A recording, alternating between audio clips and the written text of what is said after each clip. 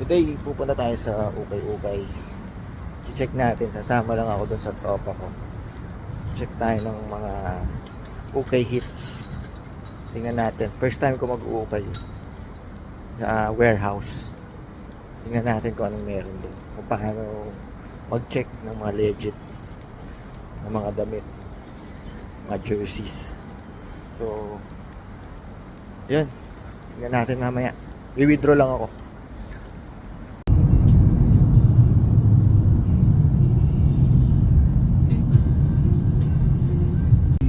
Tapos pupunta tayo doon sa isa mamaya.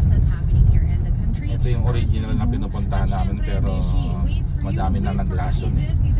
Na tayo. Ito pala yan, no? Alcat Al-Abyad General Trading. Pero doon mas marami pa doon sa kabila. Ito lang ang unang muna namin sa pupuntahan namin. Ito muna yung unang pupuntahan na ano, Ukay Warehouse.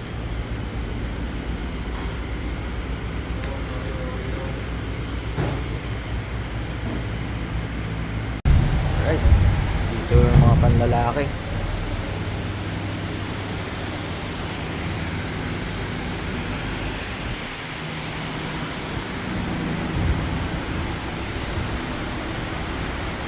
Isa sa mga una natin nakita, Wrangler, size medium. Ganda pa, oh. Wala siyang issue. Yun nga lang, malit sa akin to. Ito naman yung isa, Arrow, $4.99. Kaso size nito is double XL.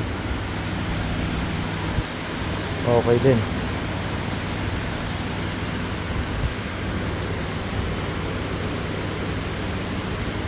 Naman Tommy, size XL. Ganda. Oh.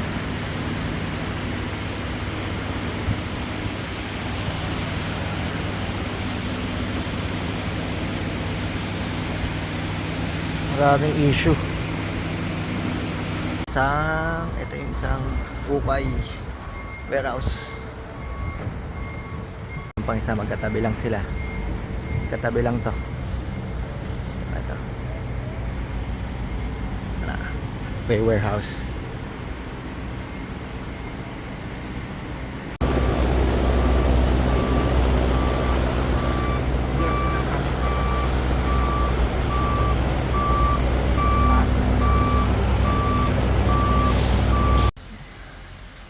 Ito yung isang Ukay.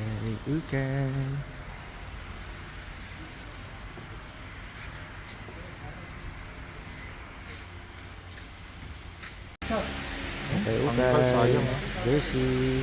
Legit sana namin sila mo.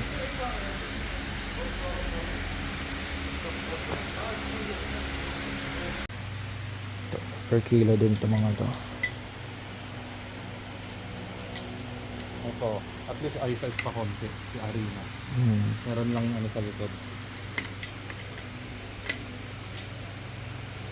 Yung mga off, merong mga original. Ito, Lebron ah. Pambata. Pambata. Ayos. Ito, Brooklyn, no? Pambata din. Pero legit to. Legit yan. Yun nga lang, sa likod medyo may ano na, tatanggal na yung mga printing.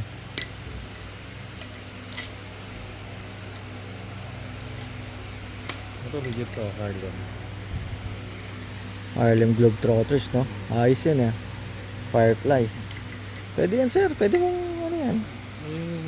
Ito, kaya naman ang sapatos, eh. Ito yung sapatos. Pilitin natin.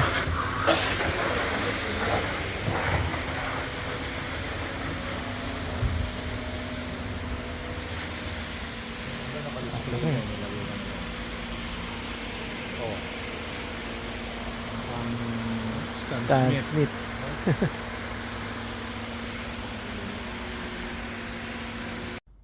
Nakabalik na tayo mga koys. Tapos lang natin maligo. Ang init sa warehouse. Sa mga ukayan warehouse. So, tiyagaan lang din talaga. Medyo bigo tayo ngayon. Hindi tayo nakabili ng jersey kasi ang mahal ng benta. Biro mo 35 per piece. Buti sana kung ganun kagandahan. Medyo sunog na eh. Medyo, nalason na eh. May mga suki kasing bumibili. So, mas priority nila yun. Kaya kung mga per piece lang yung bibilin mo, medyo pricey sila. Pero kung bultuhan, yan. So, anyway, it's a good experience. At least nakita natin yung kung saan yung warehouse ng mga ukayan. And, yun. Hirap din pala nung ginagawa ng mga thrift store, yung mga nag-uukay. Kasi, tiyagaan doon. Maghahanap ka ng mga good items na pwede mo pa mapangbenta. So, saludo sa mga nagti-thrift shop. Ayun. So, hanggang sa muli mga koys. Ciao.